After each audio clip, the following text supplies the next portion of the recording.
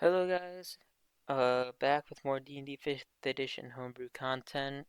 Today we're going to be covering some homebrew D&D races, playable races that is. You could use them as monsters too, or enemies in a campaign, but these are the stats for the playable race version at this point. Uh, Today we're covering the Nymph. Why this isn't already a playable race in D&D, I don't know. They really don't cover a ton of Feywild stuff, but here we go. We got the nymph. Let's cover it. Um, what beauty could be contained by a single vessel and match the radiance of a nymph? I do not believe it possible.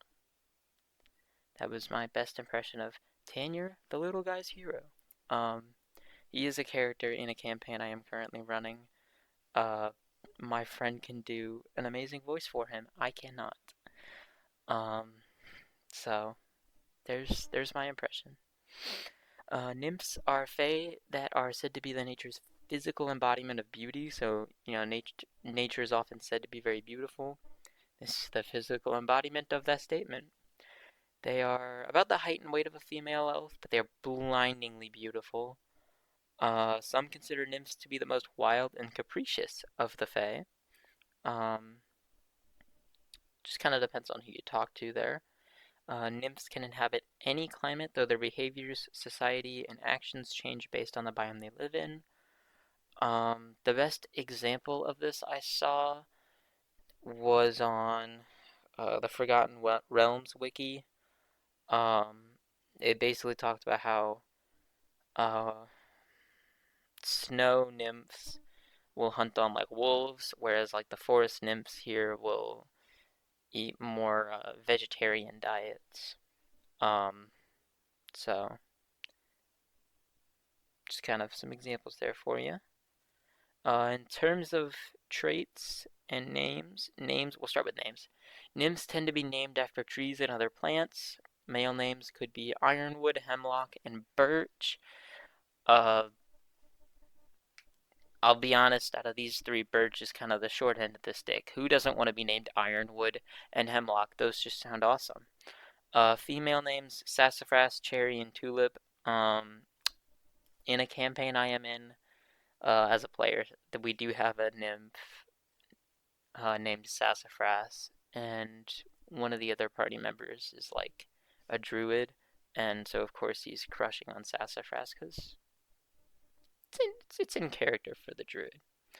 In terms of nymph traits, your charisma is increased by 2, and your dexterity is increased by 1.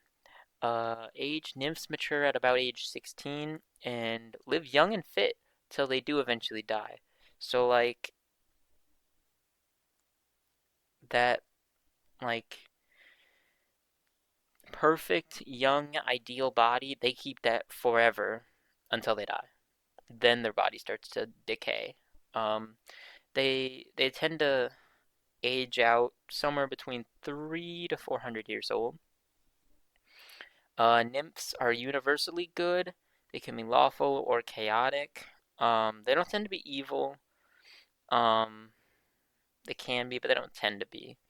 They're just more on the side of nature than anything. Tend to be slightly taller and more slender than humans. As I said, female elf. Think female elf. They're a medium humanoid. Speed of 30 feet. Languages, you can speak Common, Sylvan, and Elemental. Um, if you were a DM and didn't want to hand out languages as much, you could knock out the Elemental if you really wanted. Proficiencies, you're proficient in the Nature skill. And they got two different kind of unique traits. Seeker of Water, Nymphs, and Nereids have always been the best of friends, and the Nereids are like the nymphs of the water. And nymphs have benefited much from the exchange. With a DC 10 wisdom check, you can locate a source of fresh water within 1 mile.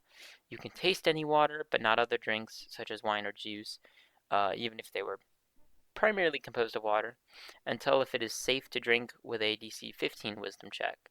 So it's gotta be water. Even if if it's a 93% water, 7% dwarven ale, doesn't count. Gotta be water. If it's like water but like there's dirt in it or something, right? That's fine, because the whole thing is to taste and see if the water is safe to drink. But that is Seeker of Water.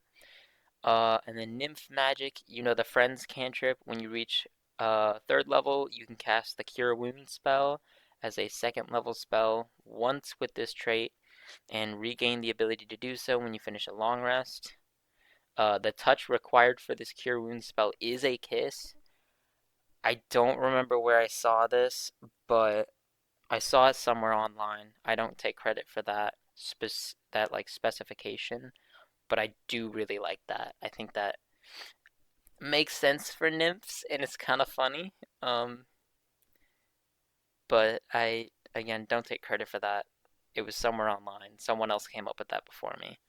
And then when you reach fifth level, you can cast the suggestion spell once with this trait, and regain the ability to do so when you finish a long rest. Again, if you're a bit of a stricter DM, you could remove the suggestion. Um, I could honestly kind of see that. It's a little bit powerful. Um, but I don't know. That's up to you guys. Um, I'm leaving that option out there for you guys. If it were me personally, I would probably remove the suggestion. But options for you guys. Quickly before we end this off, these two images. This one's kind of blurry. Not mine. This one came from the Forgotten Realms Wiki. This one, I believe, is in the Player's Handbook or Monster Manual or DMG. It's in a D&D book. Um, I got it online. Again, not my images. Not ChatGPT at least, for those who didn't like the AI art, but not mine. I don't take credit for any of it. Um, a lot of my race slides for D&D Homebrew don't use images that I created. Because again, I'm a terrible artist, and it would take me forever to get something like this, even remotely close to this good. And other than the videos, I kind of just use these slides for my own personal use. But just in case anyone was wondering, not my art. Don't take credit for any of it. But with that out of the way, that is the D&D 5th edition Nymph Playable Race traits. Let me know what you think down below. I am always looking for feedback. I'm always looking to improve the D&D homebrew that I have. Like, for example, if you think suggestion is too powerful, let me know down below. If I get a whole lot of feedback that makes a lot of sense, I probably will go back and change certain things and then remake videos about them. So please let me know down below. I like making homebrew, but I want my homebrew to be as balanced and as close to D&D rules as possible. Um, I I really like to view homebrew a not as a divergence from the D&D content, but more as a I guess a substitute. Um, just like I don't know, most of my homebrew is stuff that D&D doesn't cover, like nymph traits, for example. Nymphs exist in D&D, but as a playable race, they don't cover that. So, of course, I want this to be as close to D&D rules as possible because I am basically pulling all of this information from D&D. So, please let me know how I should improve the homebrew down below. Thanks for watching. Have a wonderful day. See ya.